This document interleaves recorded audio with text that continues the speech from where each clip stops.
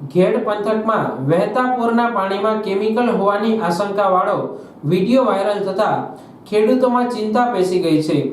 કેશોદના બામણાસા ગામે ઓઝત નદીના વહેતા પૂરમાં કેમિકલવાળું પાણી જોવા મળ્યું છે, જેમાં આછા સિલ્વર કલરના પાણીથી જુદા પડતા પરપોટા અને ડીઝલ પેટ્રોલથી બનતી બ્લુ ઝાંયવાળી સીધી રેખાઓ જોવા મળતા કેમિકલ હોવાનું અનુમાન થઈ રહ્યું છે। ખેડૂતોએ સોશિયલ મીડિયામાં કેમિકલ વાળું પાણી હોવાની આશંકા જતાવી વિડીયો શેર કર્યો છે।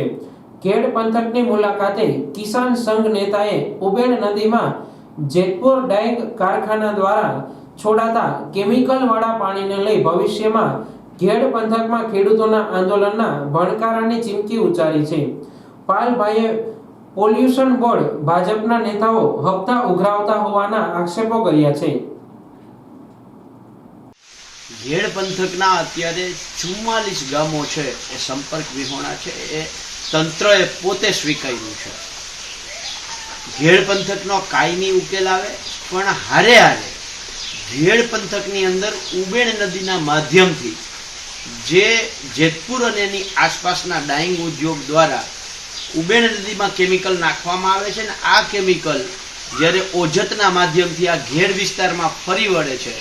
અત્યારે 4-5 વિડીયા સોશિયલ મીડિયામાં ફરે છે કે ક્યાંક તો એ પાણીની અંદર જે પાણી પછડાય છે ખેડૂતના ખેતરમાં, ત્યાં સિલ્વર કલરના ફીણ વરી ગયા છે, ક્યાંક પાણી ઉપર આપણને ડીઝલ પેટ્રોલ નાખ્યું હોય એવી આખી જાંય ઊભી થાય છે। આવા અનેક વિડીયાઓ સોશિયલ મીડિયામાં ફરે છે કે ઉબેણનું કેમિકલવાળું પાણી જે છે એ ખેડૂતોના ખેતરોમાં આવે છે। આના માટે પોલ્યુશન બોર્ડ અને ભાજપના આગેવાનો જેતપુરની આસપાસના જેટલા છે આ કાયદેસર આ ડાઇંગ ઉદ્યોગ પાસેથી હપ્તા લઈ અને ખેડૂતોના ખેતરો બરબાદ કરે છે।